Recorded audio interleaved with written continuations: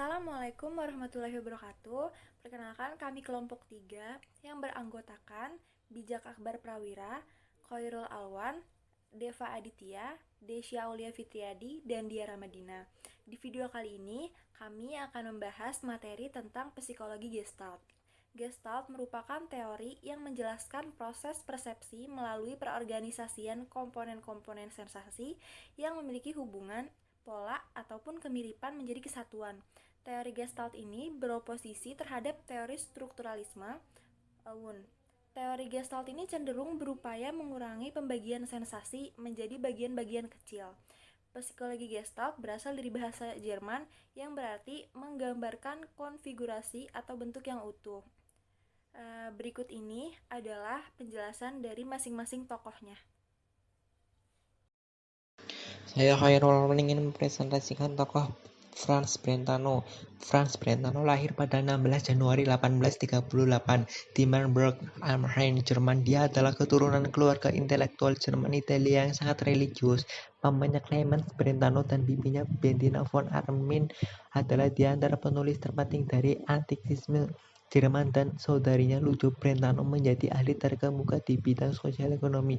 Franz Brentano belajar matematika, puisi, filsafat, dan teologi di Munich, Würzburg, dan Berlin, dan ia juga belajar Aristoteles bersama Standelberg di Berlin dan membaca Comte serta para empiris Inggris. Pemikirannya ia membedakan antara genetika dan empiris, atau sebagaimana ia kemudian menyebutnya psikologi deskriptif, yakni suatu perbedaan yang paling eksplisit digambarkan dalam bukunya Psikologi Deskriptif. Psikologi genetika mempelajari fenomena psikologis dari sudut pandang orang ketiga. Ini melibatkan penggunaan eksperimen empiris dan dengan demikian memenuhi standar ilmiah yang sangat ini kita harapkan dari sains empiris. Pengaruhnya Brentano menunjukkan bahwa kita dapat diarahkan pada suatu dan objek yang sama dengan cara yang berbeda, dan karenanya yang membedakan tiga jenis fenomena mental: presentasi, penilaian, fenomena cinta dan benci. Namun ini bukan tiga kelas yang berbeda. Kategori ketiga yang nama Brentano fenomena cinta dan benci terdiri dari emosi, perasaan, keinginan, dan tindakan kehendak.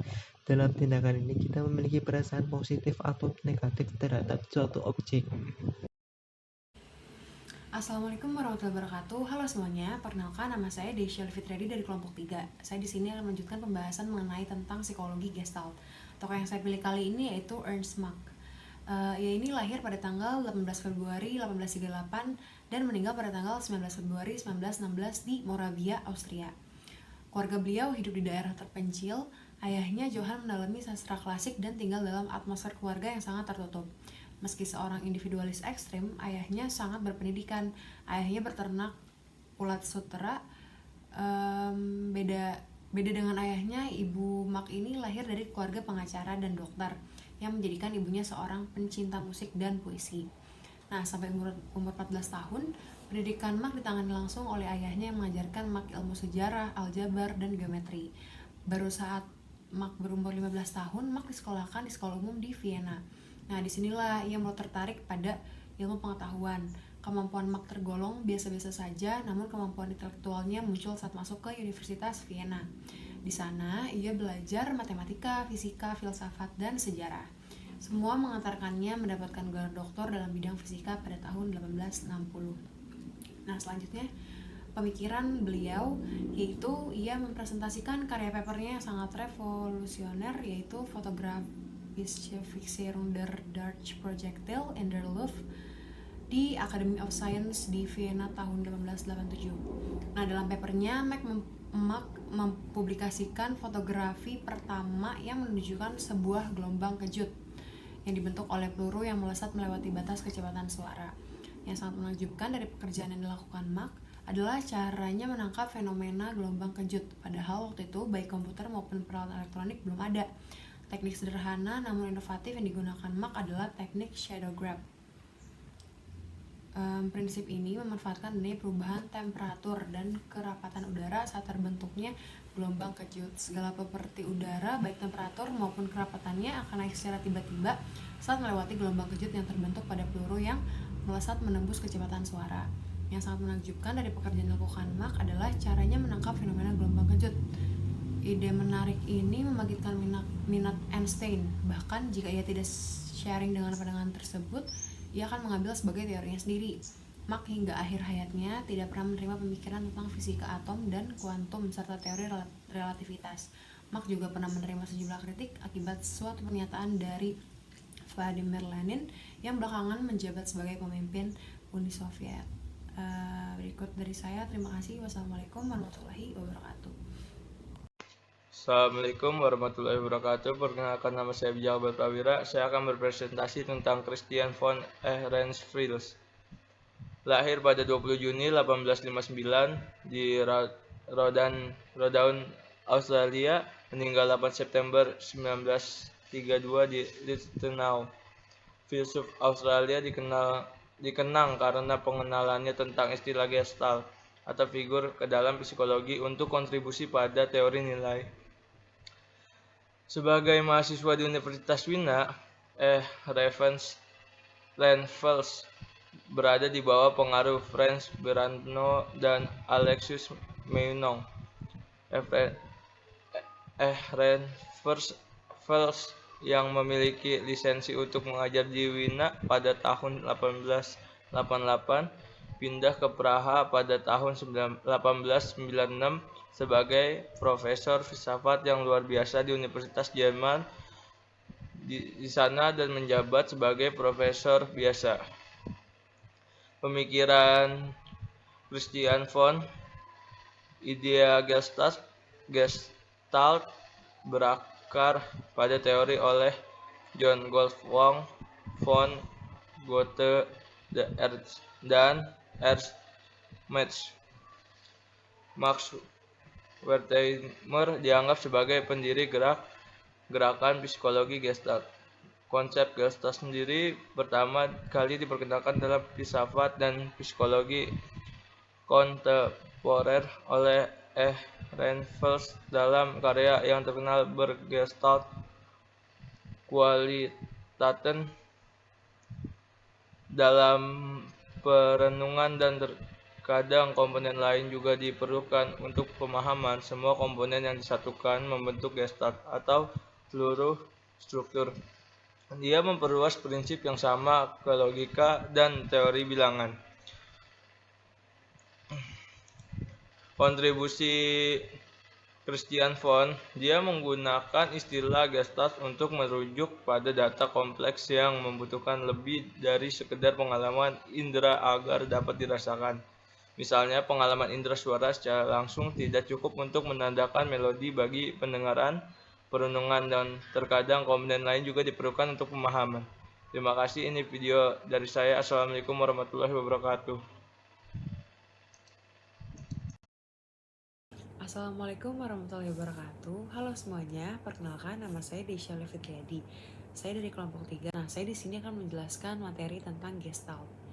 Tokoh yang saya pilih yaitu Max Wertheimer. Latar belakang tokoh Max. Max lahir pada tanggal 15 April 1880. Ia meninggal pada 12 Oktober 1943. Max Wertheimer lahir di Praha pada akhir 1800-an. Ayahnya adalah seorang pendidik dan menjabat sebagai direktur sekolah lokal. Sementara ia memiliki minat awal dalam musik. Ia juga menjadi terpesona dengan filsafat. Wertheimer awalnya belajar hukum di universitas, tetapi segera beralih ke filsafat dan psikologi. Pada tahun 1904, ia lulus cum laude dengan gelar doktor dari Universitas Würzburg.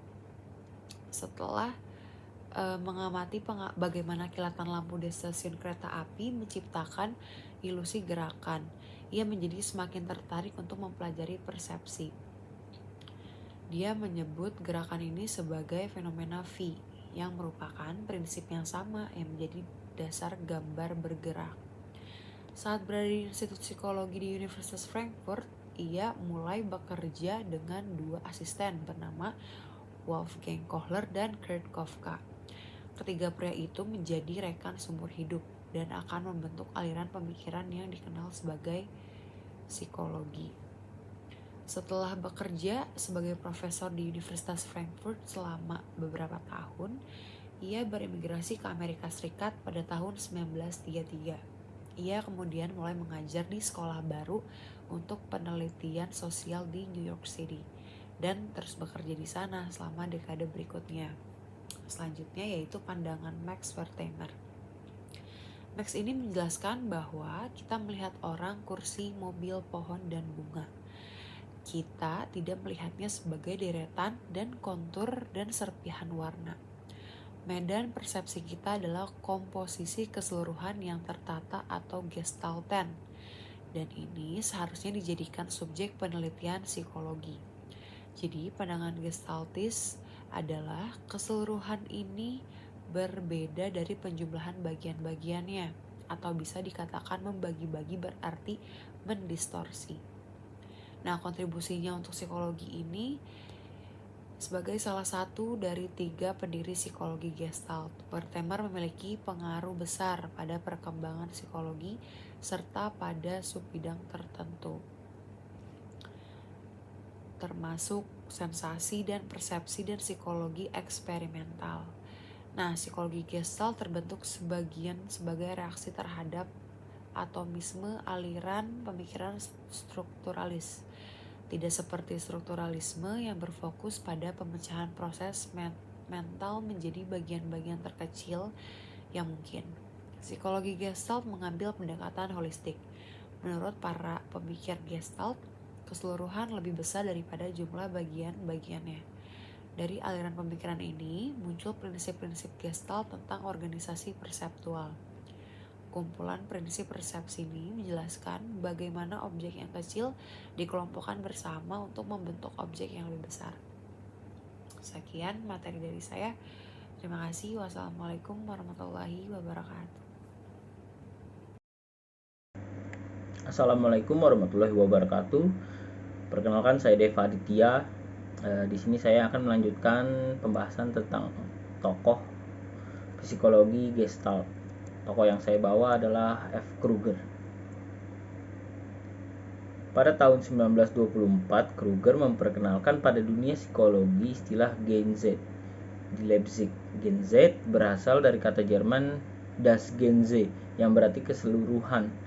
Sampai sekarang istilah Gestalt masih dianggap sama dengan Gänze. Sehingga dalam buku-buku istilah itu sering dicampurkan saja. Aliran Gänze sering tidak dianggap sebagai aliran tersendiri tokohnya F. Kruger. Sering kali tidak dicatat dalam buku-buku sejarah psikologi. Pendapat Kruger. Kruger berpendapat bahwa psikologi Gestalt terlalu menitikberatkan pada masalah persepsi objek. Padahal yang lebih penting menurut Kruger adalah penghayatan secara menyeluruh terhadap ruang dan waktu. Bukan hanya persepsi saja atau totalitas objek-objek saja. Konsekuensi dari pendapat ini adalah bahwa tingkah laku harus diamati secara holistik atau molar, yaitu suatu tingkah laku harus dipandang dalam hubungannya dengan tingkah laku lain, baik yang terjadi sebelumnya, sesudahnya, atau pada saat yang bersamaan. Sekian dari saya, Deva Aditya. Wassalamualaikum warahmatullahi wabarakatuh. Assalamualaikum warahmatullahi wabarakatuh. Perkenalkan, saya Deva Aditya. Di sini saya akan melanjutkan pembahasan tokoh psikologi Gestalt. Tokoh yang saya bawa adalah Kurt Kofa. Kurt Kofa lahir pada 18 Maret 1886 di Berlin, Jerman, dan meninggal pada 22 November 1941 di Northampton, Massachusetts, Amerika Serikat. Kurt Kofa adalah seorang psikologi dan profesor Jerman. Ia lahir dan dididik di Berlin. Dia dipengaruhi oleh paham dari pihak ibu, seorang ahli biologi, untuk mengejar ilmu pengetahuan. Pandangan Kurt Kofa. Perilaku tentu saja mungkin tanpa sains. Manusia menjalankan urusan sehari-hari mereka jauh sebelum percikan ilmu pengetahuan pertama kali muncul. Dan hari ini ada jutaan orang yang hidup yang tindakannya tidak ditentukan oleh apapun yang kita sebut sains. Ilmu pengetahuan bagaimanapun tidak bisa tidak mendapatkan pengaruh yang meningkat pada perilaku manusia. Untuk menggambarkan pengaruh ini secara kasar dan singkat akan memberikan cahaya baru pada sains. Melebih-lebihkan dan membuat skema perbedaan, kita dapat mengatakan pada tahap pra-ilmiah manusia berperilaku dalam suatu situasi sebagaimana situasi menyuruhnya untuk berperilaku. Untuk manusia primitif, setiap hal mengatakan apa itu dan apa yang harus dia lakukan dengan itu. Buah berkata, makan aku. Air berkata, minumlah aku. Guntur berkata, takutlah padaku. Dan wanita berkata, cintai aku. Kurt Kofa, Prinsip Psikologi Gestalt. Sekian dan terima kasih. Assalamualaikum warahmatullahi wabarakatuh. Nama saya Diara Medina. Di sini saya akan menjelaskan tentang Wolfgang Kohler. Wolfgang Kohler adalah seorang psikolog Jerman dan salah satu tokoh terpenting dalam pengembangan sekolah Gestalt. Dia ini lahir di Estonia pada tahun 1887 dan meninggal di Amerika Serikat pada tahun 1967. Penulis ini melakukan penelitian penting pada topik-topik seperti pembelajaran, persepsi, dan komponen mental serupa lainnya. Beberapa kontribusinya yang paling penting adalah teori tentang belajar berdasarkan eksperimen dengan simpanse dan bukunya Psikologi Gestalt yang diterbitkan pada tahun 1929.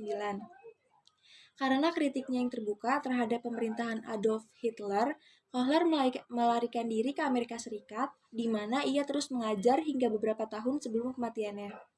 Nah, pemikiran-pemikiran Kohler yaitu menurut Kohler apabila organisme dihadapkan pada suatu masalah atau problem, maka akan terjadi ketidakseimbangan kognitif dan ini akan berlangsung hingga masalah tersebut terpecahkan. Karena itu, menurut Gestalt, apabila terdapat ketidakseimbangan kognitif, hal ini akan mendorong organisme menuju ke arah keseimbangan. Dalam eksperimennya, Kohler sampai pada kesimpulan bahwa organisme dalam hal simpanse dalam memperoleh pemecah masalah diperoleh dengan pengertian atau dengan insight. Sekian, terima kasih. Assalamualaikum warahmatullahi wabarakatuh. Perkenalkan, nama saya Bijak Akbar Prawira. Saya dari kelompok 3 ingin melanjutkan presentasi tentang tokoh-tokoh Gestalt. Yang saya akan bahas adalah Kurt Lewin. Kurt Lewin adalah seorang psikologi terkenal dan berpengaruh yang saat ini diakui sebagai pendiri psikologi sosial modern. Penelitiannya tentang dinamika kelompok, pembelajaran pengalaman, dan penelitian tindakan memiliki pengaruh yang luar biasa pada pertumbuhan dan perkembangan psikologi sosial. Dia juga diakui atas kontribusi pentingnya di bidang psikologi terapan dan psikologi organisasi.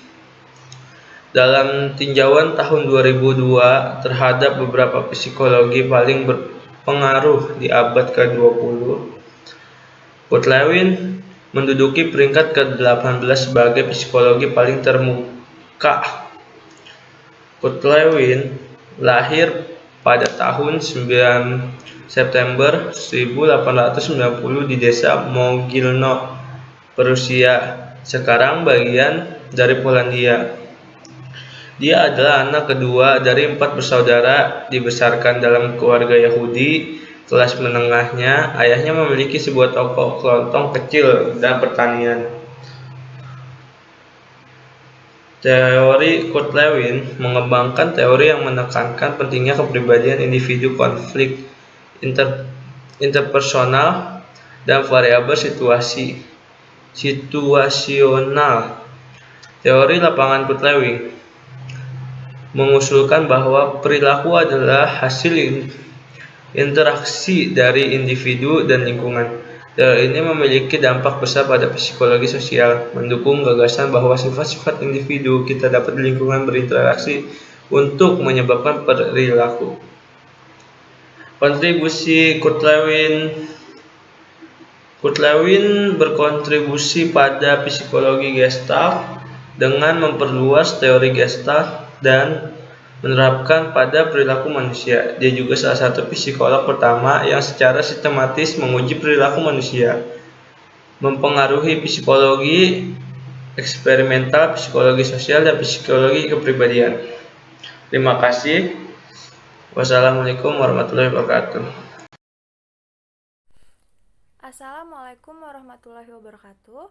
Saya Diara Madina. Di sini saya akan melanjutkan penjelasan tentang tokoh dari psikologi Gestalt. Dan di sini saya akan menjelaskan tentang tokoh Wolfgang Mezer. Dia ini lahir pada 22 Juli tahun 1899 di Heidelberg, Jerman, dan meninggal pada 20 Desember tahun 1979 di Bebenhausen, Jerman. Dia dianggap sebagai salah satu perwakilan utama psikologi Gestalt atau teori Gestalt di Jerman. Dia ini adalah seorang mahasiswa dan rekan dari pendiri sekolah Berlin teori Gestalt, Max Wertheimer, Wolfgang Kohler, dan Kurt Koffka.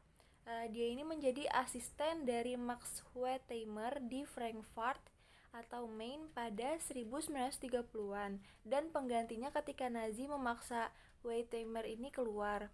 Pada awal 1940-an, Metzger ini menjadi ketua di Münster, posisi yang dipegangnya hingga pensiun. Pemikirannya, karya besar awalnya itu Gesetze des Sehens atau hukum penglihatan. Pertama kali muncul dalam edisi bagian serial, diedit oleh Senckenbergiske Naturforsende Gesellschaft di Frankfurt. Edisi diperluas dicetak pada tahun 1936, 1954, dan 1975. Dalam karya ini, Metzger ini melengkapi koleksi fenomena dari persepsi sehari-hari dan seni rupa, selalu berusaha untuk menemukan ilustrasi yang lebih menarik untuk sudut pandang Gestalt. Setelah Perang Dunia II, Metzger ini mencurahkan peningkatan energi untuk pertanyaan terapan, terutama yang berkaitan dengan membesarkan anak, pendidikan kelas, dan psikoterapi. Titik awal teoritis dari karya-karyanya ini sekali lagi adalah psikologi Gestalt dengan asumsinya tentang tatanan alam yang tidak dipaksakan yang membuatnya melakukan pengamatan tentang keutamaan tema kebebasan di antara tujuan pendidikan. Saya Khairul Rahman dari Kelompok dia ingin mempresentasikan tokoh Ernst Hildgard. Ia lahir 25 Juli 1904 sampai 22 Oktober 2001 adalah seorang psikologi yang menjadi terkenal pada 1950-an karena penelitiannya tentang hipnosis, terutama yang berkaitan dengan pengendalian rasa sakit. Bersama dengan Andre Müller Witzenhofer, Hildgard mengembangkan skala kerentangan hipnotis Stanford, sebuah survei tinjau psikologi umum yang diterbitkan pada tahun 2002. Menempatkan Hildgard sebagai psikolog ke-29 yang paling banyak dikutip di abad ke-20. Hildgard awalnya tertarik pada tekniknya menerima gelar sarjana untuk teknik kimia dari University of Illinois pada tahun 1924. Ia kemudian belajar psikologi menerima gelar PhD dari Universitas Yale pada tahun 1930. Ia terpilih sebagai anggota Akademi Seni dan Ilmu Pengetahuan Amerika pada tahun 1958.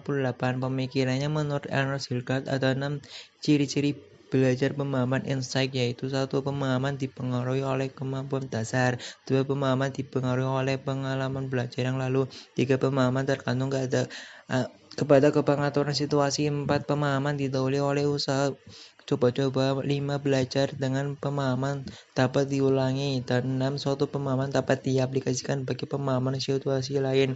Hildgard juga memperbarui edisi kedua pada tahun 1961. Nama Hildgard dan Marquis dijadikan bagian dari judul sebuah perbedaan seperti yang dicatat oleh Hildgard sendiri biasanya diperuntukkan bagi penulis yang telah meninggal.